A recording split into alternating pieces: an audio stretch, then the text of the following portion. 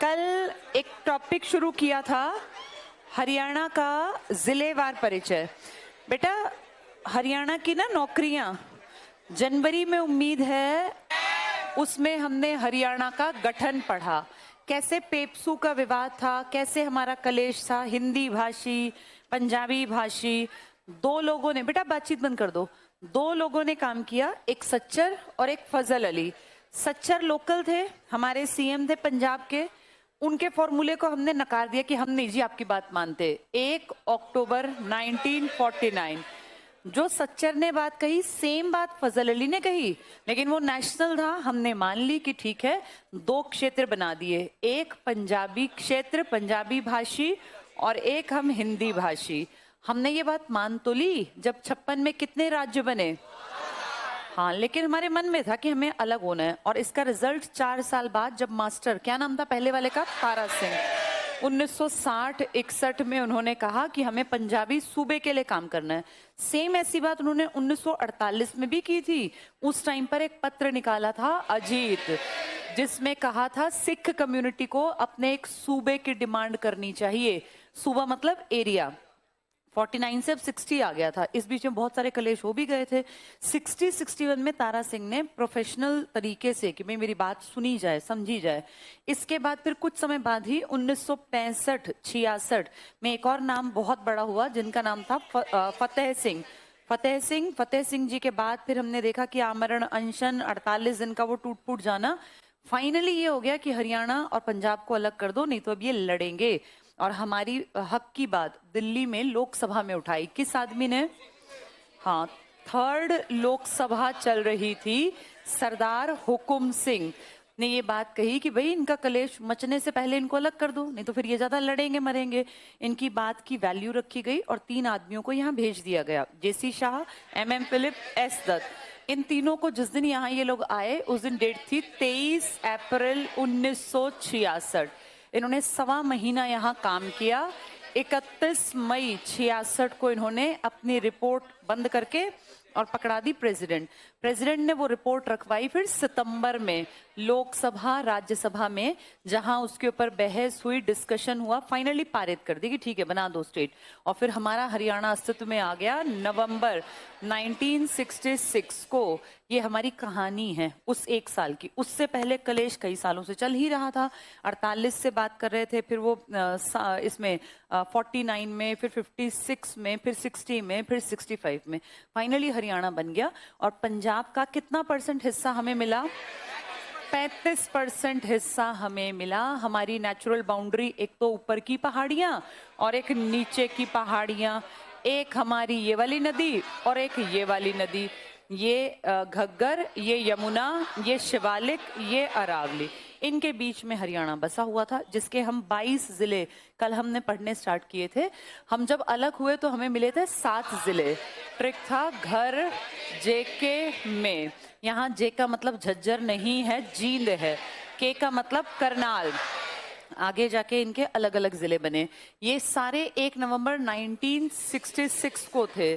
फिर हमने 72, 73, 75, फिर रुक गए हम 79, फिर 89, फिर 95, फिर 2005, फिर 2008, 97 भी है, 95, 97।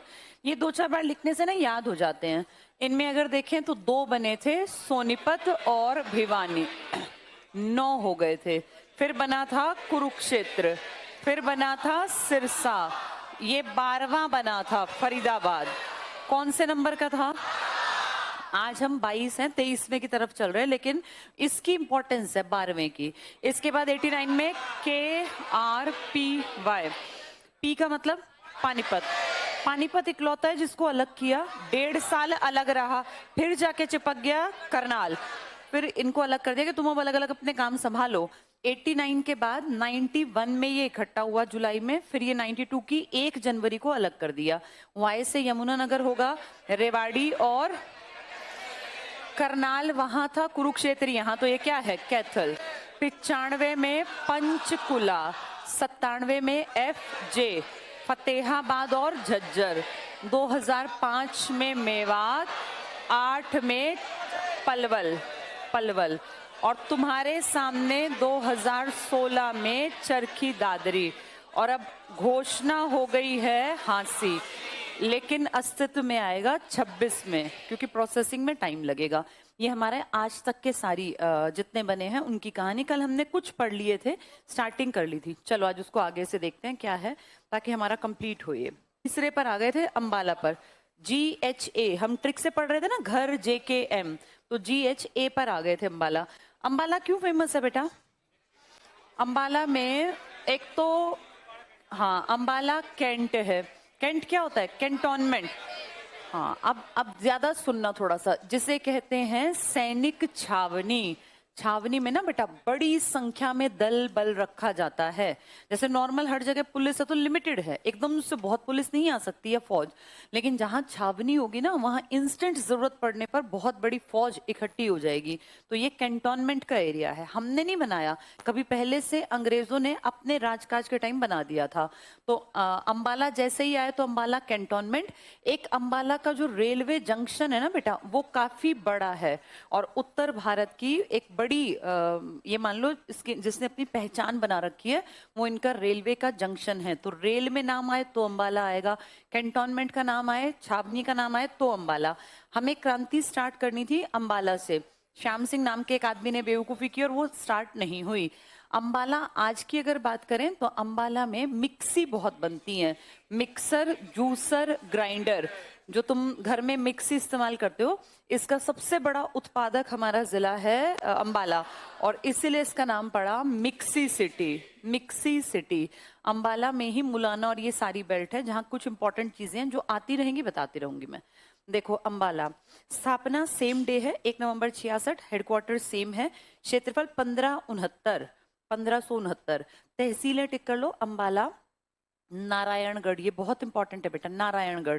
कुछ लोग कहते हैं कि जो ये अंबाला की नारायणगढ़ है ना तहसील, यहाँ पे जो रेत था जो नदी के साथ बहकर आता था, उसमें सोना, पर इतना कम है कि वो निकलता ही नहीं है। यहाँ लिख लो फिर भी, सोना। यहाँ जो रेत था इसमें सोने की बहुत कम अल्प मात्रा पाई गई। नारायणगढ़ में सोने की मात्रा ही मुलाना और ये सारी बेल्ट है, जहाँ कुछ इंपॉर्टेंट चीजें हैं जो आती रहेंगी, बताती रहूंगी मैं। देखो अंबाला, स्थापना सेम डे है, 1 नवंबर 66, हेडक्वार्टर सेम है, क्षेत्रफल 1569, तहसीलें टिक कर लो, अंबाला, नारायणगढ़, ये बहुत इंपॉर्टेंट है बेटा, नारायणगढ़। कुछ लोग कहते हैं कि जो ये अंबाला की नारायणगढ़ है ना तहसील, यहाँ पे जो रेत था जो नदी के साथ बहकर आता था, उसमें सोना, पर इतना कम है कि वो निकलता ही नहीं है। यहाँ लिख लो फिर भी, सोना। यहाँ जो रेत था इसमें सोने की बहुत कम अल्प मात्रा पाई गई। नारायणगढ़ में सोने की मात्रा। आगे है अंबाला कैंट, अंडरलाइन करना, मुलाना और साहा।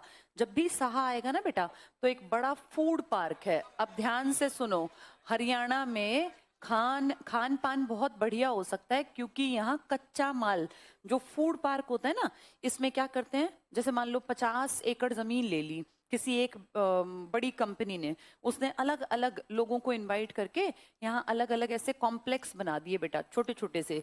एक तरह का इंडस्ट्रियल पार्क में तो इंडस्ट्रीज होती हैं, फूड पार्क में फूड से जुड़े सामान बनते हैं। जैसे मान लो एक जगह बिस्किट बनाने लग गए, एक जगह खाने के लिए रस्क बनाने लग गए, एक जगह कोई मैगी टाइप की चीज बनाने लग गए, कुछ और खाने पीने के 10 तरह के सामान, इसे कहते हैं फूड पार्क। यहाँ क्या होता है, जो किसान है ना, वो डायरेक्ट यहाँ पर ऑफिसेस बने होते हैं बेटा। जैसे मान लो किसान है तो उससे डायरेक्ट यहाँ अपने ट्रैक्टर ट्रॉली लाके डायरेक्ट अपना अनाज, अपना गेहूं बेच देगा। मैदा भी तो गेहूं से बनानी पड़ती है। यहाँ से फिर मशीनें लगी हुई हैं भाई, यहाँ से कितनी पैकेजिंग होगी, कितने पैकेट जाएंगे, यही ट्रांसपोर्टेशन का पूरा सिस्टम है। यहाँ से डिस्ट्रीब्यूटर्स के पास अलग सामान जा रहा है, तो सारा काम एक जगह होता है, इसे कहा जाता है फूड पार्क। और मेगा का मतलब बहुत बड़ा, तो साहा में, अंबाला में हमारा बड़ा फूड पार्क है, मेगा फूड पार्क। लिख लो यहाँ, साहा के पास मेगा फूड पार्क, मेगा मतलब बहुत बड़ा, मेगा फूड पार्क, जहां साहा लिखा हुआ है। इसके बाद नेक्स्ट देखना, इसमें जनसंख्या 11 लाख है तो नॉर्मल है, 11 तो कोई बड़ी बात नहीं है। लिंगानुपात भी ठीक है इसका। साक्षरता दर टिक कर लो 81, ये अच्छी मानी जाती है क्योंकि हमारी एवरेज है 75, तो जो 75 से ऊपर है वो बढ़िया ही है, 81 बढ़िया। घनत्व इसका ठीक ठाक है, 717 ना बहुत कम, 303 जैसा, न 2442 जितना भारी। विशेषताएं सिर्फ पढ़ लो। अंबाला में बहने वाली प्रमुख नदियों में पहली टिक करो मारकंडा। मार्कंडेय बेटे एक ऋषि मुनि थे, उनके नाम पर नदी का नाम है मारकंडा। और टांगड़ी ये हमारी लोकल रिवर है, यहीं से निकलती है, यहीं खत्म हो जाती है, हरियाणा में ही। ये कहीं बाहर राज्य में नहीं जाती, ना ये बाहर से आती। ये लिख लो अपनी, हमारी अपनी नदी है हरियाणा की, ना ये हिमाचल ना ये राजस्थान, कहीं नहीं जाएगी ये। हरियाणा से स्टार्ट, हरियाणा में खत्म, छोटी सी लोकल रिवर। क्या नाम है इसका? टांगरी। और घग्गर तो बड़ी नदी है ही, फेमस नदी है। घग्गर का लगभग 250 किलोमीटर का सफर तुम्हारे साथ है। और फिर ये कहाँ चली जाती है? राजस्थान। राजस्थान जो हरा भरा बन गया ना बेटा, इस नदी ने बना दिया। इस नदी का पानी हम सारा इस्तेमाल नहीं करते, हमारे यहाँ ये एंटर करती है और ऊपर से बहती बहती पूरा ये जींद के आसपास का पूरा कवर करके सिरसा, फिर ये 2 हिस्सों में बढ़ती है। राजस्थान को पानी का जो भरोसा है ना कि पानी मिलेगा, वो इस नदी का मिलेगा। घग्गर का नाम बदल देते हैं वहां, और वो इसे कहते हैं, क्या नाम है इसका? हाकड़ा। जैसे भाखड़ा है ना ऊपर, ऐसे इसका नाम है हाकड़ा। तो घग्गर का ही एक नाम है राजस्थान में जाके हाकड़ा। ये लिख लो, जहां लिखा है ना घग्गर, वहीं राजस्थान में हाकड़ा। और इसी के भरोसे वो धान लगाते हैं, क्योंकि इसमें पानी की मात्रा बारिशों में ज्यादा होती है और धान बारिश में ही लगता है, जुलाई में। नेक्स्ट पे आ जाओ, पर्यटन स्थल। गुरुद्वारा है मंजी साहिब। मंजी साहिब के कई गुरुद्वारे हैं, कैथल में भी है, रोहतक में भी है, अंबाला में भी है। ये इंपॉर्टेंट है, ये जगह जगह मिलेगा, एग्जाम में हो सकता है कोई सा एक पूछ लें। मंजी साहिब। अंबिका देवी मंदिर है जो अंबाला है, बहुत लोग कहते हैं उन्हीं देवी के नाम पर है। जैसे चंडीगढ़ किसके नाम पर है? चंडी देवी, ऐसे ही अंबिका देवी के नाम पर अंबाला। इसी में अंडरलाइन करो सेंट पॉल चर्च। चर्च कहां से आ गया? कैंटोनमेंट किसने बनाया था? अंग्रेजों ने। अंग्रेज चर्च में ही तो पूजा करते थे, तो सेंट पॉल चर्च लिख लो यहाँ। अंग्रेज हमारे यहाँ कहाँ से आए? हमारा अपना थोड़ी ना था, ये अंग्रेज थे, छावनी के कारण बना था ये। और किंगफिशर घूमने फिरने की जगह बेटा, जैसे शमा थी ना गुड़गांव में, ऐसे। नेक्स्ट पे आ जाओ, रोहतक। रोहतक की सबसे खास बात क्या है? रोहतक मैप में बीच में पड़ता है लगभग, इसलिए रोहतक को हम कहते हैं हार्ट ऑफ हरियाणा। सब लोग शांति से बोर्ड पे देखो, 1-2 मिनट में सारा क्लियर होगा। इसी को नाम दिया गया हार्ट ऑफ हरियाणा, हरियाणा का हृदय। इसकी इंपॉर्टेंस पता है क्या है? जब जब किसी ने, बड़ी ताकतवर हस्ती ने राजनीति में कदम रखा, जिसका बैक पिताजी दादा परदादा सब तगड़े थे, उन्होंने राजनीति का जो स्टार्टिंग का स्टेप उठाया ना, वो रोहतक से उठाया। और ऐसा माना जाता है कि जिसको रोहतक का आशीर्वाद मिल गया, वो राजनीति में फलेगा फूलेगा, आगे बढ़ेगा। यहाँ पे बेटा 24 गांवों की एक इकट्ठी बैठक होती थी, जिसे कहते थे 24सी चबूतरा। इस चबूतरे पे 24 गांव के लोग जो है ना, चबूतरा, वो इकट्ठे होते थे। तो सोचो 24 गांव में कितनी हजारों की आबादी थी, और कहते थे जिसको इसका आशीर्वाद मिल गया ना 24सी चबूतरे का राजनीति में, वो 100% बड़ी पोस्ट पे पहुंचेगा। तो राजनीति की शुरुआत में एक अच्छा कदम मानते हैं रोहतक का आशीर्वाद मिल जाए। तीसरा, रोहतक पढ़ाई लिखाई में भी बहुत आगे है, क्योंकि इसने देश के लेवल पर IIM एक ही है हमारे पास, इंडियन इंस्टीट्यूट ऑफ मैनेजमेंट, ये अकेला रोहतक में है। बाकी हमारे पूरे हरियाणा में कोई IIM नहीं है मैनेजमेंट के लिए, इससे ऊपर कोई इंस्टीट्यूट नहीं होता। और कोई ढंग से पढ़ाई करे, पेपर बहुत टफ होता है इसका, जो एंट्री का वाला है वो बहुत टफ है, फिर कई साल का कोर्स, और ऐसा बन जाता है बच्चा कि यहाँ से पास आउट होगा तो करोड़ों का पैकेज। पर बेटा यहाँ तक पहुंचने का सफर बहुत टफ है, इतना आसान नहीं है। IIT जैसे टफ है ना, ऐसे IIM भी टफ है। चौथा, हमारे नेशनल लेवल के तो नहीं, लेकिन स्टेट लेवल के बहुत सारे बढ़िया बढ़िया इंस्टीट्यूट्स, जिनमें हमारा फिल्म मेकिंग का कोर्स होता है, हमारी जो है आर्किटेक्चर का कोर्स होता है। यानी स्टेट लेवल के जो इंस्टीट्यूट्स हैं, चाहे वो फिल्म के हों, चाहे वो फैशन डिजाइनिंग के हों, चाहे वो आर्किटेक्चर के हों, ये सारे बढ़िया किस स्टेट में, इसमें कराते हैं? रोहतक में। तो रोहतक की कुछ खास बातें, एक झील का नाम भी तुमने सुना होगा, तिलियार। तिलियार झील फेमस है, बहुत बार आती है। कहाँ है वो? रोहतक में। और रोहतक में बेटा बिल्कुल जहाँ तिलियार झील है ना, उसी के पास रोहतक में जू भी है, चिड़ियाघर भी है रोहतक का। चलो पढ़ के देखो। रोहतक में 1 नवंबर 66, घर में आर का मतलब रोहतक था। हेडक्वार्टर सेम अंडरलाइन मत करो, रोहतक ही है। क्षेत्रफल इसका 1745 है। तहसीलों में महम, ये 24सी चबूतरा महम में ही है, महम में पड़ता है ये, इसके ऊपर लिख लो 24सी चबूतरा। महम में। सांपला फेमस है ही सर छोटू राम के कारण। सांपला में किसानों ने बहुत बहुत वो करके एक तरह से आंदोलन और बड़ा स्टेचू बनवा लिया। हरियाणा का सबसे बड़ा स्टेचू अगर किसी लीडर के रूप में देखें जो मेटल से बना हुआ, वो इन्हीं का है। यहाँ लिख लो सर छोटू राम का स्टेचू। और पता है किससे बनवाया हमने? वी राम सुतार। कौन है ये आदमी जिसने स्टेचू ऑफ यूनिटी बनाया? लिबर्टी तो बेटा न्यूयॉर्क में है, वो फ्रांस का है। वो बार्थोलडी करके एक आदमी ने बनाया था। स्टेचू ऑफ यूनिटी पता है ना तुम लोगों को? अहमदाबाद में साबरमती नदी के किनारे बहुत ऊंची तस्वीर पिक्चर किसकी बनी हुई है? वो सरदार पटेल की। इसी आदमी को हमने कहा तुम हमारे सर छोटू राम कि भी तुम ही बना दो। तो इन्होंने बेटा बहुत सुंदर, कभी आप जाओगे तो बिल्कुल हाईवे से आपको दिखाई दे जाएगी। अगर दिल्ली की तरफ जाओगे ना, हाईवे का इस्तेमाल करोगे तो बहादुरगढ़ से पहले ही आपको बहुत बड़ी सी, और कहते हैं हमारे किसानों ने सारा लोहा दिया था, सरकार का खर्चा ज्यादा नहीं आया, किसानों ने अपने घर से लोहा दिया। जैसे किसी के पाइप पड़े थे, किसी के घर में कोई पड़ा था इस तरह का लोहा, उससे ये बनी है मेटल का इस्तेमाल करके। तो यहाँ लिख लो राम वी सुतार, उसी ने वो बनाई दुनिया की सबसे ऊंची, और उसी ने हमारे हरियाणा की बनाई सर छोटू राम की। नेक्स्ट पढ़ना, सांपला के बाद कलानौर। इसके बाद जनसंख्या 11 लाख है, तो बहुत ज्यादा भी नहीं है बहुत कम भी नहीं है, ठीक ठाक सी है। लिंगानुपात भी पढ़ लो, 867 है, हमारे एवरेज से थोड़ा सा कम है। साक्षरता इनकी ठीक ठाक है 80%, क्योंकि 75 से ज्यादा है। तो ये IIM और MDU और ये इतने सारे कॉलेजेस हैं यहाँ। जनघनत्व तो इनका अच्छा खासा है 639। विशेषताओं में टिक करना, राजनीतिक दृष्टि ये टिक कर लो। पॉलिटिक्स में जो एंट्री करेगा वो हमेशा आशीर्वाद लेगा 24 चबूतरा से महम जाके। तो राजनीतिक दृष्टि, आप सब जानते हो हरियाणा में एक आदमी जो लंबा टिका था पहली बार 10 साल तक, जिनको आप कहते हो भूपेंद्र सिंह हुड्डा। भूपेंद्र हुड्डा इसी बेल्ट के तो हैं। कहाँ के हैं वो? रोहतक के। तो ये राजनीति का एक बड़ा मानते हैं कि यहाँ जो रहा है वो टिक के रहा है, अच्छा काम किया है। तो ये टिक कर लो इसमें, राजनीतिक दृष्टि। शिक्षा और खेलों का केंद्र है, शिक्षा में IIM और MDU लिख लो। MDU तो हमारी हो गई अपनी, और IIM तो बेटा नेशनल लेवल का है। Indian institute of management, Indian institute of management IIM, ये बहुत बार पूछा गया, पिछले PYQ उठा के देखोगे हर एक में लगभग आता था IIM कहाँ है, तो रोहतक में। शिक्षा में MDU हमारा बहुत बड़ी चीज है, और खेलों का केंद्र तो स्टेडियम है बेटा बहुत सारे। MD यूनिवर्सिटी, MDU कर लो यहाँ, MDU यूनिवर्सिटी, महर्षि दयानंद विश्वविद्यालय, यूनिवर्सिटी वो वही है। PGI भी सब जानते हैं, रोहतक है। PGI क्या है? जो कोई भी केस डॉक्टर्स को लगे हमारे हाथ से निकल गया तो रेफर कर देते हैं PGI। PGI में एक से एक बढ़िया डॉक्टर्स मिलेंगे, रिसर्च का काम होता है, तो PGI बड़ा इंपॉर्टेंट है। और इसके अलावा लघु उद्योग, भारी उद्योग कहाँ थे बेटा? हाँ, यहाँ है छोटे लघु उद्योग, टिक कर लो लघु उद्योग।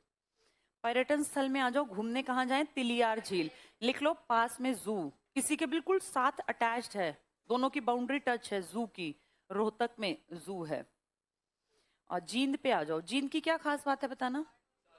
ये भी हार्ट ऑफ हरियाणा, अगर रोहतक ना हो तो हार्ट ऑफ हरियाणा जींद है, ये भी हार्ट ऑफ हरियाणा। बोर्ड पे देखो जरा, इसकी सबसे पहली खास बात है ये है दुग्ध नगरी। इसकी पहचान है क्योंकि यहाँ सबसे ज्यादा मुर्रा, जिसे आप कहते हो काला सोना, ब्लैक गोल्ड। और जींद की खास बात है, इसका कारण है वो लक्ष्य फूड का जो कामकाज था ना, बहुत पहले स्टार्ट हुआ था। जींद में बेटा इसके अलावा इकलौता है जो अंदर ही अंदर, कितने जिलों को? 7 जिले हैं, हरियाणा SP KKF। ये ट्रिक नए सब लोग सुन लो, हरियाणा का SP क्या क्या फेंकता है, ये ट्रिक हमें हेल्प करेगी। कौन से 7 जिले जींद को टच करते हैं? H का मतलब हिसार, R का मतलब रोहतक, S सोनीपत, पानीपत। 2 K हैं, आप ध्यान से सुनो बेटा, K 3 है हमारे, अपने दिमाग में K 3 रखना। एक सिर है और 2 उसके पैर है। सिर है हमेशा कुरुक्षेत्र, भाई धर्मनगरी तो सिर पे होगी ना, सिर पे धारण करने योग्य। और 2 पैर है, ऊपर वाले का नाम है कैथल और इधर वाले का नाम है करनाल। तो सिर कुरुक्षेत्र भगवानों की नगरी, धर्मनगरी 360 तीर्थ स्थल, और 2 पैर है इधर करनाल यमुना की तरफ और ऊपर की तरफ कैथल। तो 2 के पैर वाले टच करते हैं किसको? जिनको। तो ये कौन कौन हुए बेटा? कैथल और करनाल। और कौन सा एफ हो सकता है ये? फतेहाबाद, क्योंकि फरीदाबाद तो नीचे है, अलग से मैप में दूर है। तो ये 7 के 7 याद करने हैं। हरियाणा का एसपी क्या क्या फेंकता है, 7 जिले इसको टच करते हैं। इसकी सबसे इंपॉर्टेंट और खास बात ये दोनों है। आप पढ़ के देखो जींद में। स्थापना इसकी वही है 1 नवंबर 66। हेडक्वार्टर भी सेम है।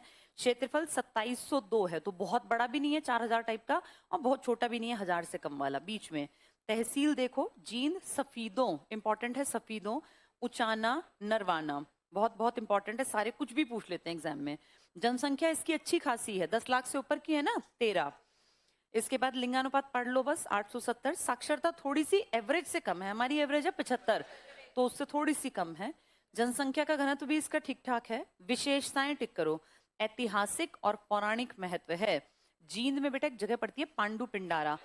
कहते हैं 12 साल तक इन 5 भाइयों ने तपस्या की। सोमवती अमावस्या आई कोई, उसके जब उसके आने के बाद इन्होंने अपना पिंडदान किया। पिंडदान अपने पूर्वजों का किया जाता है, पानी में तर्पण करते हैं कि भाई उन तक ये फूड, ये खाना पहुंच जाए और उनकी आत्मा तृप्त हो जाए। अब मारे तो अपने घर वाले ही थे ना, इन्होंने जिनको मारा थे तो इनका ही ब्लड ना, तो इनके मन में था कि हमने किया तो गलती है, चाहे धर्म के लिए किया, लेकिन पाप तो हमारे हाथ से हुआ। तो इनके मन में था कि हम अपने पूर्वजों का, जो भी भीष्म पिता माया जितने हमने मार दिए, इनका तर्पण कर दे, यहीं पे इनकी आत्मा को शांति मिले। अब किसी से पंडित से पूछा, उसने कहा अभी तो कोई ऐसी है ही नहीं। 12 साल कहते हैं वेट किया, तब कोई खास दिन आया जिसे कहा गया सोमवती अमावस्या। उस दिन बेटा इन लोगों ने अपने पूर्वजों के लिए पिंड दान किया, जिसमें ब्राह्मण पूजा पाठ करते हैं और एक दान किया जाता है पिंड का, कि हम पानी के सहारे उसको छोड़ देते हैं, हम मानते हैं कि वो उन तक पहुंच गया, उनकी आत्मा को मुक्ति मिल गई। तो ये पिंड दान जहां किया था उस जगह का नाम है पांडु पिंडारा। अभी भी है ये जींद में पांडु पिंडारा। तो पांडवों ने तपस्या की थी 12 साल तक इसी जगह पर, सोमवती अमावस्या के लिए पिंडदान करने के लिए। पढ़ के देखो अब इसको आगे। तो जो लिखा है ना पौराणिक महत्व, यहां लिख लो, लिखो पांडु पिंडारा 12 वर्ष तपस्या, ये इसका महत्व है। पांडु पिंडारा 12 वर्ष तपस्या सोमवती अमावस्या के लिए। हाँ बेटा, वो तो पहले ही खोद दिए थे जब वो अपनी पूजा पाठ करते थे। श्री कृष्ण ने कहा था कि यहाँ 7 नहीं 9 ग्रहों के कुंड खुदवा दिए थे। वो कैथल था उस टाइम पे ना, जींद कैथल बटे नहीं हुए थे। उस टाइम पे ये था कि सारी पूरा एरिया कुरुक्षेत्र का ही पार्ट था। वो 48 कोस नहीं पढ़ते थे हम, उसका पार्ट था ये। आगे आएगा तो उसको जिक्र कर लेंगे, कैथल के आसपास आएगा ना वो।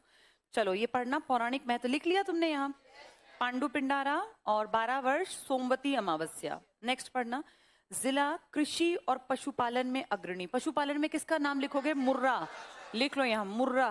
मुर्रा नस्ल की भैंस, जिसको कहते हैं ब्लैक गोल्ड, काला सोना। सबसे ज्यादा दूध के प्रोडक्शन में आगे नंबर 1 यही जिला है। भैंस की संख्या भी सबसे ज्यादा इसमें है, गाय की नहीं है, वो सिरसा के पास है। तो भैंस सर्वाधिक, दुग्ध नगरी। और लक्ष्य फूड भी लिख लो यहाँ, बहुत बड़ा कामकाज है उनका। अब आ जाओ पर्यटन स्थल, जयंती देवी मंदिर। जैसे अभी था ना अंबिका देवी, ऐसे ही ये कहते हैं जयंती देवी थी कोई, उनके नाम पे जींद पड़ा। जयंती देवी कर लो। रानी का तालाब फेमस है, आगे जब पढ़ाऊंगी तो बताऊंगी किसने बनवाया, क्यों बनवाया, किसके तर्ज पर बना। इसके बाद हजरत अब्दुल कादिर, ये उतना इंपॉर्टेंट नहीं है, सब पढ़ लिया। करनाल पे आ जाओ। करनाल आते ही दिमाग में एक लड़की का नाम आता है, कल्पना चावला। करनाल में उनके नाम के द्वार भी लगा दिए हैं, कल्पना चावला द्वार। कल्पना चावला के पिताजी अभी गुजरे हैं बेटा, अभी 1.5-2 साल पहले, अब तक रहे। सोचो अगर ये होती तो ये भी अब तक होती। 61 का ही तो बर्थ था, अभी तो 50, 52, 55 वाले लोग जो पैदा हुए थे वो भी चल रहे हैं। कल्पना चावला को बहुत बुजुर्ग महिला नहीं थी, टाइम से पहले चली गई। ये जन्मी थी 1961 और 62। ऐसा कैसे हुआ? एक असली डेट है, एक कागजों की। आगे डिटेल से मैंने लिखा है, अभी सिर्फ इतना जान लो कि इसके बारे में 2 क्वेश्चन डिस्प्यूटेड बनेंगे, मैं दोनों बता दूंगी। कल्पना चावला की नगरी कहलाता है करनाल। ये आज के टाइम की लड़की है, लेकिन करनाल एक पुराने टाइम में कर्ण की नगरी भी था। कर्ण जिसने कि आप जानते हो अपनी पहचान बनाई दानवीर, और इसके पास जो कपड़े, जो कुंडल थे और जो कपड़े थे, कहते हैं कि वो कवच और कुंडल जब तक इसके शरीर पर था ये मरता नहीं। ये बात श्री कृष्ण जानते थे और उनको था अगर ये मरेगा नहीं तो दुर्योधन कैसे हारेगा, इसको तो मारना पड़ेगा ना। तो उन्होंने बड़ी चालाकी से वो कवच और कुंडल जो है वो दान में मंगवा लिए थे। अभी भी है जो कर्ण लेक है, कर्ण झील, जिसमें बोटिंग होती है। अब तो ये टूरिज्म का एक पार्ट बन गई है, रिजॉर्ट इसके आसपास बने हुए हैं, लोग यहाँ घूमने फिरने खाने पीने जाते हैं। इस झील में वो रोज सुबह आके नहाते और फिर यहाँ से कच्चा रास्ता था बेटा, जंगल हुआ करते थे तब तो, उस रास्ते से पैदल जाते। जितने लोग यहाँ खड़े मिल गए ना, वो जो मांग लेंगे ये दान कर देंगे, चाहे वो इनका वस्त्र मांगे, कपड़े मांगे, जो इनके तन पे है सब दान कर दिया। तो ये नहीं, मतलब वहां उस टाइम नहीं है लेकिन इनके पास है, इनकी चीज है, तो लोग वो मांग लेते थे। तब से फेमस हो गए कि ये तो दानवीर कर्ण है, जिसने बेटा अपना कवच और कुंडली दे दिए, जो कि उसके रक्षक थे, उसको उसकी गारंटी थी कि मरेगा नहीं, तो फिर इसलिए इनका नाम लिया जाता है। एक ये और एक भामाशाह है। भामाशाह राजस्थान में थे, इन्होंने भी सब कुछ दान कर दिया था अपने देश के लिए, देश के अपने एरिया के लिए। महाराणा प्रताप जब बिल्कुल एकदम से जीरो पे आ गए थे ना, तब भामाशाह जितनी अशर्फी, जितनी मुद्रा, जितने सोने के सिक्के थे, सब ले जाके उनके पैरों में रख दिए और कहा मुझे इसकी जरूरत नहीं है, मैं मतलब मेरे लिए इसकी इंपॉर्टेंस नहीं है, आप दोबारा से सेना बना लो, आप खर्च चाहिए आपको तो मेरी तरफ से, ये सब कुछ दे दिया था। तो दो लोग दानवीर हैं, एक हरियाणा का कर्ण और एक भामाशाह राजस्थान का, दोनों का बड़ा नाम है। ये टिक कर लो। करनाल में 1 नवंबर 66 को बना, हेडक्वार्टर सेम है, क्षेत्रफल इसका ठीक ठाक है, ना बहुत कम ना बहुत ज्यादा, 25-20। तहसील करनाल, असंध अंडरलाइन करना, घरौंडा, इंद्री, नीलोखेड़ी। जनसंख्या इसकी ठीक ठाक है, 15, तो 15 तो अच्छी जनसंख्या है ना, 18, 17, 16, 15 ये बढ़िया जनसंख्या है। इसके बाद साक्षरता इसकी ठीक ठाक सी है, जितनी एवरेज है उसी के इर्द गिर्द है, 74.73। जनघनत्व भी इसका ठीक ठाक है, 598। सारा नहीं याद करते, बस एक आइडिया रखते हैं। विशेषताएं टिक करो। बासमती चावल, करनाल अपने चावल के प्रोडक्शन के लिए 3 के जाने जाते हैं, करनाल, कैथल, कुरुक्षेत्र। सबसे ज्यादा बासमती है करनाल में, वैरायटी ज्यादा है कैथल में। करनाल और पानीपत की मंडी फेमस है, बासमती चावल विदेशों में जाता है। चलो ये टिक कर लो, बासमती चावल। NDRI सुना है ये नाम? मैंने आगे इसको बहुत डिटेल से समझाया हुआ है, अभी सिर्फ इतना जान लो। क्या है ये NDRI? National dairy research institute.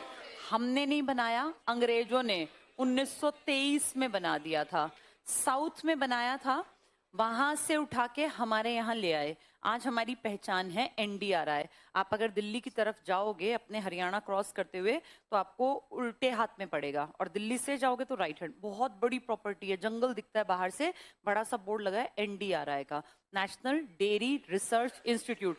Dairy में बेटा हम नंबर 1 है, 22 से 25 कितने सालों से, दूध में तो नंबर 1 है ना हम, इसीलिए यहाँ पे रिसर्च की इंपॉर्टेंस है, वो हमारे राज्य में है। ये टिक कर लो, NDRI सिर्फ हमारा नहीं है, देश का है, नेशनल है ये, national dairy research institute. Next पढ़ना, पर्यटन स्थल करनाल झील, इसको कर्ण झील बोलते हैं बेटा, लिख लो यहाँ, कर्ण लेक है ये। एक कलंदर शाह थे, उनकी दरगाह है, इसका मतलब मुस्लिम लोग भी काफी हैं। मीरा साहिब की मजार है, तो मजार दरगाह ये किस धर्म की दिख रही है? मुस्लिम, मुस्लिम भी है यहाँ। महेंद्रगढ़ पर आ जाओ। महेंद्रगढ़ की खास बात क्या है? सबसे नंबर 1 है किस चीज में? खनन। क्या महेंद्रगढ़ में अरावली का हिस्सा पड़ता है? और क्या, तभी तो खनन करोगे अरावली के आसपास के इलाके में। महेंद्रगढ़ बहुत उपजाऊ नहीं है, लेकिन महेंद्रगढ़ में सरसों बहुत बढ़िया होती है, सरसों प्लस बाजरा, बाजरे की रोटी और सरसों का साग खाते हैं ना, इन दोनों में नंबर 1 प्रोडक्शन में कौन है? महेंद्रगढ़। महेंद्रगढ़ के आसपास की बेल्ट में उद्योग धंधे लगा दिए, क्योंकि खेती तो होती नहीं थी, तो छोटे मोटे उद्योग धंधे काफी सारे लगे थे महेंद्रगढ़ में। हाँ बेटा, कलंदर शाह की मजार।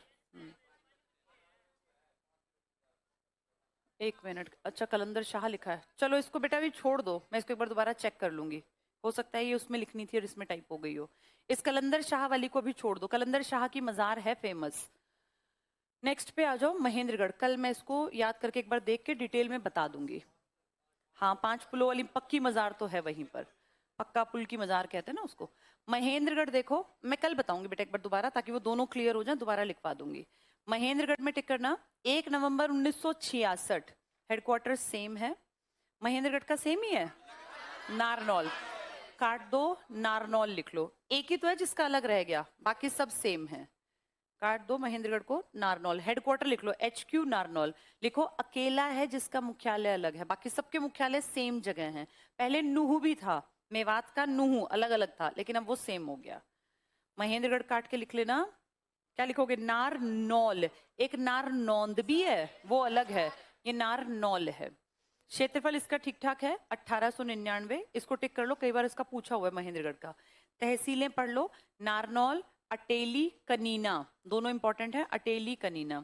जनसंख्या 10 लाख से कम थी, लिंगानुपात 894, साक्षरता इसकी ठीक अच्छी थी 78, जन घनत्व भी इसका ठीक ठाक था 486, बहुत ज्यादा नहीं था। खैर, विशेषताएं टिक करना। अहीरवाल क्षेत्र का भाग पता है? अहीरवाल, अहीरवाल कौन है बेटा? यादव।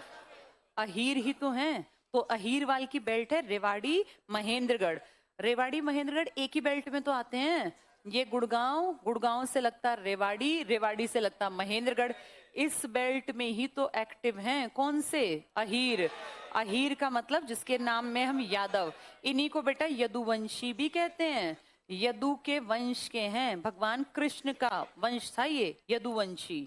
तो ये टिक कर लो, अहीरवाल की बेल्ट है। यहाँ यहाँ लिख लो यादव, या यही लिख लेना यदुवंशी, अहीर। ये पूरी बेल्ट है इनकी, रेवाड़ी की और महेंद्रगढ़ की। तुमने ये राव जो सुने ना, राव, राव इंद्रजीत, जितने राव सुने हैं, राव तुलाराम, ये राव मतलब इसी कम्युनिटी के यदुवंशी हैं। ये भगवान कृष्ण से संबंधित बताते हैं ये अपने आप को, कि हमारा उनसे वंश चल रहा है। नेक्स्ट पढ़ना, शुष्क जलवायु है और राजपूत शैली की वास्तुकला, टिक कर लो राजपूत, इसका मतलब राजस्थानी स्टाइल से प्रभावित हैं ये, राजस्थानी स्टाइल से। पर्यटन स्थल पे आना, नारनौल का जल महल, वेरी वेरी वेरी इंपॉर्टेंट। एक आदमी ने बनवाया था जिसका बस नाम लिख लो, शाह कुली खान। बाद में इसकी कहानी आगे आएगी तब पढ़ेंगे। शाह कुली खान, मुफ्त की जमीन मिली थी बेटा गद्दारी करने के नाम पर। इसने हेमचंद्र विक्रमादित्य को मरवाने में एक इंपॉर्टेंट रोल प्ले किया था, तो इसको जमीन दे दी थी। वहां इसने फिर अपना बनवाया जल महल।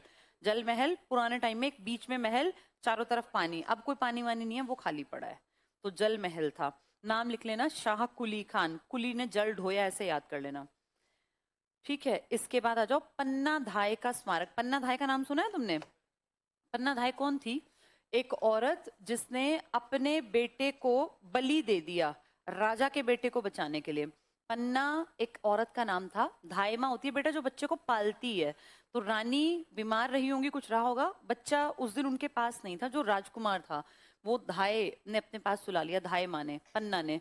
पन्ना ने जब उस बच्चे को सुलाया तो उस बच्चे को, क्योंकि वो राजकुमार था, उसके ढेर शत्रु थे, तो रात में एक आदमी जब उसका मर्डर करने आया तो पन्ना ने फील किया कि परछाई है और शायद राजा के बेटे को मारेगा कोई। पहले ऐसे ही करते थे, राजा के बेटे को मार देते थे। तो उसने उस बच्चे को उठा के अपना बेटा वहां सुला दिया और उस बच्चे की गर्दन काट के वो आदमी चला गया। बाद में फिर देखा तो वो बच्चा मरा मिला। तो कहते हैं ये सबसे बड़ा दान था जो कोई औरत कर सकती थी। तो धाय, पन्ना धाय, इस लेडी का नाम पन्ना है और धाय पालने वाली माँ को कहते हैं। पन्ना धाय का जो एक तरह से सेक्रीफाइस है वो अमूल्य है, और राजस्थान में इनकी बहुत बहुत बहुत बड़ा नाम है और बहुत इज्जत है, क्योंकि इनकी वजह से राजा उदय सिंह बचा था, जो आगे जाके राजा उदय सिंह बने, महाराणा प्रताप के, जो महाराणा प्रताप जिनके वंशज हैं, जिनके नाम पर वो शहर बसा हुआ है उदयपुर। उदयपुर सुंदर सिटी है ना, पैलेसेस हैं यहाँ कई, जहाँ ये लक्ष्य राज नहीं रहते जो कहते हैं महाराणा प्रताप के वंशज हैं, इसी के तो पैलेस में रहते हैं ये। तो ये जो उदयपुर है, ये जिसके नाम पर है, जब वो बचपन में थे तो उनका मर्डर होने वाला था, उनको बचा लिया था पन्ना ने, तो इसलिए फेमस है ये पन्ना धाय। पन्ना धाय का स्मारक टिक कर लो। अब ये तुम समझ रहे हो कि यहाँ पे राजपूत राजस्थान का स्टाइल है, राजपूत शैली पढ़ी ना तुमने, और पन्ना धाय भी राजस्थान की है, तो दोनों जब राजस्थान का जिक्र है तो महेंद्रगढ़ की तरफ। अब आ जाओ घर JKM पूरे हो गए। नेक्स्ट कौन सा बना? भिवानी। भिवानी टिक करो। 22 दिसंबर 72। क्षेत्रफल थोड़ा ज्यादा लिखा हुआ है, अब नहीं है, पहले था, जब तक क्या नहीं बना था? चरखी दादरी। अब ये काट दो। अब एग्जैक्ट हमें नहीं पता, क्योंकि चरखी दादरी की प्रॉपर गणना होगी अगली जनगणना में, तो अभी वो कम है, इतना पता है। तहसीलों में टिक करना, भिवानी, लोहारू, सिवानी, तोशाम और भवानी खेड़ा। भवानी, भिवानी, तोशाम फेमस हैं सारे। जनसंख्या 16 को सर्कल लगा लो, इसकी बड़ी आबादी है, 16 लाख। 18 लाख सबसे बड़ी, फिर 17, फिर 16, फिर 15। जो ज्यादा बड़ी है उन पे सर्कल लगा लेंगे, इस पे सर्कल लगा लो, आगे पढ़ लो बस। साक्षरता इसकी एवरेज ही है, 75 ही हमारी है, 75 इसकी है। जनघनत्व भी इसका ठीक ठाक है। विशेषताओं में टिक करो। शिक्षा नगरी, भिवानी में यूनिवर्सिटीज हैं बेटा, शिक्षा नगरी। हरियाणा विद्यालय शिक्षा बोर्ड का मुख्यालय HBSC। तुम में से कई लोगों ने 10वीं और 12वीं CBSE से ना करके किससे की हुई है? हाँ, कोई फर्क नहीं पड़ता बेटा। Haryana board of school education. जब हम अलग हुए थे ना, तो हम पंजाब के ऊपर डिपेंड थे, पंजाब पेपर कराता था। 1970 से हमने अपना काम इंडिपेंडेंटली स्टार्ट किया कि भैया हम पंजाब के भरोसे नहीं रहेंगे, अपना बोर्ड बनाएंगे, अपना काम करेंगे। हमने बोर्ड बेटा 1969 में बना लिया था। फिर इसने जो पेपर कंडक्ट किया प्रॉपरली, वो कब किया? 70। लेकिन एकदम से पेपर कंडक्ट करने में डर लगता था, क्योंकि उस टाइम पे 5वीं के बोर्ड थे, 8वीं के बोर्ड थे, 10वीं के, 12वीं के। तो इसने ना थोड़ा थोड़ा काम बढ़ाया, जैसे 70 में थोड़ा काम किया, फिर 76 में किया, फिर 78 में। ऐसे करते करते आज जब तुम लोग पढ़ लिख कर आए हो 2006 में, हम ये बात प्राउड से कह पाते हैं कि हम इंडिया का फर्स्ट स्टेट बन गए जिसने कॉम्प्रिहेंसिव और ये होता है ना कौन सा, कंटिन्यूअस इवैल्यूएशन, CCE, यानी सतत और व्यापक मूल्यांकन, ये करने वाले हम, सेमेस्टर सिस्टम लागू करने वाले हम, देश के स्टार्टिंग के राज्यों में हमारी काउंटिंग होती है।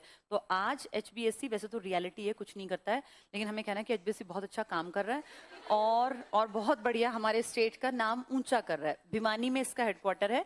एक टाइम पे जब बना था ना बेटा, तब चंडीगढ़ में बनाया था हमने, लेकिन फिर हमें लगा यार चंडीगढ़ बहुत दूर हो जाएगा, राज्य के थोड़ा बीच में कहीं जगह मिल जाए, तो भिवानी में मिली थी, वहीं पर हमने इसका ऑफिस सेट कर दिया, हेडक्वार्टर वहीं पर है इसका।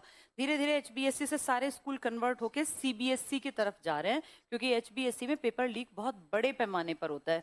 HBSC ने अपना सिलेबस भी बहुत हद तक बदल दिया, पर अभी जैसा भी है तो हमें ये कहना है हाँ ठीक चल रहा है ये। चलो HBSC पढ़ लेते हैं। हरियाणा विद्यालय शिक्षा बोर्ड लिख लो, HBSC, Haryana board of school education. इसने पीछे अपने नाम के शब्द भी इधर उधर किए थे ना, board of Haryana school education कुछ कर लिया था इसने, अक्षर इधर उधर कुछ नहीं। खेलों विशेषकर मुक्केबाजी में अग्रणी, अंडरलाइन करो मुक्केबाजी, BBC लिखो यहाँ, भिवानी बॉक्सिंग क्लब। एक बार बोर्ड पे सब लोग सुन और समझ लो, भिवानी में एक बॉक्सिंग क्लब बनाया था। ये बॉक्सिंग क्लब, हवा सिंह का नाम अगर तुमने कभी सुना हो, मुक्केबाजी में वो यहाँ पे सारी चीजें देखते थे। स्टार्टिंग तो कोई बहुत बढ़िया नहीं थी, पैसे की कमी थी, कहते हैं उन्होंने अपना सरकारी नौकरी में थे, प्रोविडेंट फंड सारा लगा दिया, अपना सारा पैसा, घर वाले लड़ते कि तुम पागल हो क्या, क्यों पैसा बर्बाद कर रहे हो, लेकिन उन्होंने बेटा ये क्लब बना दिया। कुछ लोगों को लगा कि बेवकूफ है, इससे क्या ही होना है। इस क्लब के कारण हम ओलंपिक, एशियन और कॉमनवेल्थ में अपने मुक्केबाज भेज पाए, वरना हमारे मुक्केबाज कहाँ ट्रेनिंग करते, हरियाणा में कोई बढ़िया क्लब तो था नहीं। तो इसको कंपैरिजन होने लग गया इसका क्यूबा। क्यूबा एक छोटा सा देश है कैरिबियन सी के पास, साउथ अमेरिका में, जो ऊपरी हिस्सा है ना साउथ अमेरिका का, यहाँ कैरिबियन सागर पड़ता है बेटा, यहाँ पर है एक छोटा सा देश क्यूबा। कहते हैं यहाँ मुक्केबाज बहुत तगड़े होते हैं, तगड़ी ट्रेनिंग देते हैं ये। तो इसको हमारे हरियाणा का मिनी क्यूबा, कि ये हरियाणा का छोटा क्यूबा है, किसको कहने लग गए? भिवानी बॉक्सिंग क्लब को। तो ये हमारे लिए प्राउड की बात है कि हमें कंपेयर किया जा रहा है जो वर्ल्ड में जिसके बॉक्सर्स फेमस हैं। टिक कर लो यहाँ, मुक्केबाजी लिख लो यहाँ, BBC, Bhiwani boxing club, BBC, Bhiwani boxing club. पर्यटन स्थल पर आ जाओ, देवसर धाम है यहाँ, देवसर धाम। सोनीपत पर पहुंचो। सोनीपत की सबसे बड़ी पहचान क्या थी पुराने टाइम में? आज उस नाम का बस एक रोड मिलता है, क्या नाम है उसका? Atlas road. सोनीपत की सबसे खास बात थी, पहचान थी, हमारे यहाँ एटलस साइकिल बनती थी। आज एटलस एक टूटी फूटी खंडर, रोड के पास तुमने देखा है खंडर है, लास्ट में जाके वहां एक छोटा सा मंदिर भी है। आज ये एक ऐसे भूतिया टाइप की जगह दिखती है कि भूत प्रेत टाइप की। एक टाइम पे बेटा इतनी बसावट थी यहाँ, इतने लोग आते और जाते। यहाँ प्रॉपर फैक्ट्री थी जिसमें काम होता था, वो सायरन नहीं बजता जिसमें मजदूर आते हैं, काम होता है। बहुत बड़े लेवल पे एटलस ने साइकिल बनाई है, और कहते हैं इसकी साइकिल इतनी मजबूत थी कि वर्ल्ड की 3 बड़ी कंपनीज को पैसा मिला था अपनी तकनीक बेच दो, कैसे बनाते हो, तो उनमें हम भी शामिल थे। सोचो आज हम सोचते हैं सारी तकनीक है चाइना के पास, अमेरिका के पास, हम तो अपने आप को मानते ही नहीं तकनीक है भी कहाँ। लेकिन उस टाइम पर हमारी कंपनी, एक कंपनी साइकिल निर्माता कंपनी वर्ल्ड फेमस हुई कि इनके पास ऐसी टेक्निक है साइकिल बनाने की जो सालों साल तक वो साइकिल टूटती नहीं है, बहुत बढ़िया मजबूत पकड़ ग्रिप थी। तो ये कंपनी से हमारी पहचान हुआ करती थी। क्या नाम था इसका? साइकिल। आज आज ये बंद पड़ी है, कुछ नहीं है अब यहाँ। अब बस ये खंडर है जो टूट के कभी भी बिक जाएगा, लगभग वो सारी प्रॉपर्टी खाली पड़ी है। अब हमारी पहचान क्या बन गया? अब हम हैं राजीव गांधी एजुकेशन सिटी। ये हमारी पहचान है जिसमें बहुत तगड़े तगड़े इंस्टीट्यूट्स आ गए हैं और आ रहे हैं। जैसे इसी का पार्ट मान लो ओपी जिंदल को, इसी का पार्ट मान लो अशोका को, डिजाइन यूनिवर्सिटी को और लॉ यूनिवर्सिटी को, और ऐसे ढेरों ढेरों यूनिवर्सिटी हैं प्राइवेट। अब हमारी पहचान बन गई है पढ़ाई लिखाई, सोनीपत की पहचान IIIT नहीं, IIIT, Indian institute of information and technology. IIT होता है इंडियन इंस्टीट्यूट ऑफ टेक्नोलॉजी। ये हमारे सोनीपत के पास किलोड़क गांव जो है, इसकी जमीन में तुमने देखा भी हो, यहाँ के लोगों को गांव ने जमीन दी है अपनी पंचायती और कहा कि हमारे गांव को 1% दे देना, उतने बच्चे हमारे भी 2-4 यहाँ पढ़ के कुछ अच्छा कर लेंगे। तो इसकी जमीन गांव के लोगों ने अपनी तरफ से, मतलब कुछ खैर पैसे वैसे लिए दिए होंगे, वो एग्जैक्टली हमें नहीं पता। इन सब ने अब हमारा नाम कर दिया पढ़ाई लिखाई ने। चलो पढ़ के देखें। सोनीपत, स्थापना 22 दिसंबर 1972, हेडक्वार्टर सेम है, एरिया इसका ठीक ठाक है, ना बहुत कम में ना बहुत ज्यादा, 2260। तहसीलें सोनीपत, गोहाना, खरखौदा, गन्नौर। गोहाना भी कुछ लोग कह रहे हैं कि आगे जाके एक जिला बन सकता है, और खरखौदा में उम्मीद है इतना डेवलपमेंट होगा कि एक जिले की डिमांड अब नहीं 10-15 साल बाद आ जाएगी। जनसंख्या है इसकी 14 लाख, अब तो 15 लाख प्लस थी, तभी तो नगर निगम बना था। लिंगानुपात इसका बहुत कम है, 853 लिखा है, इसको 56 कर लो बेटा, 856। दूसरे कम में आता है सोनीपत, पहला कम है गुड़गांव, वो 854 लेके बैठा है। साक्षरता इसकी ठीक है, एवरेज से ज्यादा ही है। जनघनत्व भी ठीक ठाक सा है। विशेषताओं में टिक करो, कुश्ती और खेलों में अग्रणी, साई लिख लो यहाँ, देखा है तुम लोगों ने साई का? Sports authority of India, Sai. औद्योगिक क्षेत्र है हमारे पास 2, कुंडली और राई। यहाँ लिखो Atlas cycle, Atlas cycle. Rajiv Gandhi education city, ये हमारी प्रेजेंट की पहचान बन गए। एटलस पुरानी थी, Atlas cycle, Rajiv Gandhi education city. और यहीं लिख लो IIIT, जैसे IIM कहाँ था? हाँ, और अपने यहाँ IIIT है, वहां MDU थी, यहाँ बहुत सारी राजीव गांधी के अंदर आती हैं बहुत सारी यूनिवर्सिटीज। अब आ जाओ कुरुक्षेत्र में। कुरुक्षेत्र की पहचान क्या है बेटा?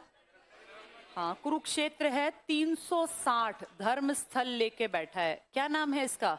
धर्म नगरी। कुरुक्षेत्र में एक सरोवर है जिसका नाम है ज्योतिसर, ज्योति का सरोवर। यहीं पे कहते हैं ज्ञान की बत्ती जली थी जब किसने क्या किया था? भगवान कृष्ण ने अर्जुन को गीता का पाठ सुनाया था। यहीं पर पड़ता है ब्रह्म सरोवर। कहते हैं खुद ब्रह्मा जी ने धरती बनानी शुरू की थी यहाँ से मिट्टी निकाल के। तो ये मान्यता है कि पूरी धरती का जो निर्माण हुआ है वो इस सरोवर से। किसने खोदना शुरू किया था? ब्रह्मा जी ने। तो इसका मतलब कितनी इंपॉर्टेंट जगह है। इसी ब्रह्म सरोवर में, बहुत बड़ा ब्रह्म सरोवर है बेटा ये, इसमें बीच में पूरा पानी से भरा हुआ है, ये चारों तरफ से पक्का, बीच में पूरा पानी। यहाँ ऐसे करके एक जाने का रास्ता है और बीच में मंदिर है। किसका है ये? शिव जी का। ये ब्रह्म सरोवर, इससे कुछ किलोमीटर दूर पड़ता है ज्योतिसर। और ऐसे बहुत सारे सरोवर और फेमस जगह हैं, कुल मिला के कितनी? 360। इसीलिए इंपॉर्टेंट है धर्मनगरी। ये टिक कर लो कुरुक्षेत्र। आज का लास्ट है, फटाफट से पढ़ लो इसको। 23 जनवरी 1973 को बना। मुख्यालय सेम, क्षेत्रफल इसका ठीक ठाक सा है, 1500-2000 ठीक ठाक बढ़िया वाले हैं। तहसील टिक करना थानेसर, शाहबाद, पेहोवा। बहुत बहुत इंपॉर्टेंट है, कुछ शहर आगे पढ़ाऊंगी इनको। जनसंख्या 10 लाख से कम थी, छोड़ दो। लिंगानुपात इसका ठीक ठाक था। साक्षरता भी इसकी एवरेज थी। जनघनत्व भी इसका ठीक ठाक था। विशेषताएं टिक करना। महाभारत का युद्ध स्थल है। कितने पर्व है महाभारत के? कितने दिन चला? इन लोगों ने 7 महारथियों ने वो लड़का कब मारा था? 13वें दिन, जिसे कहते हैं अभिमन्यु वध। अभिमन्युपुर एक जगह है ना, वहीं पर। यहाँ लिख लो 18 दिन, 18 दिन, 18 पर्व। 13वें दिन अभिमन्यु का वध किया था। श्रीमद् भगवत गीता, यहाँ लिखो ज्योतिसर। भगवत गीता का पाठ ज्योति के सरोवर के पास दिया गया था, ज्योतिसर सरोवर। तो भगवत गीता का उपदेश स्थल है। नीचे पर्यटन स्थल पर आ जाओ, ब्रह्म सरोवर। कहते हैं ब्रह्मा जी ने सृष्टि यहीं से बनानी शुरू की थी।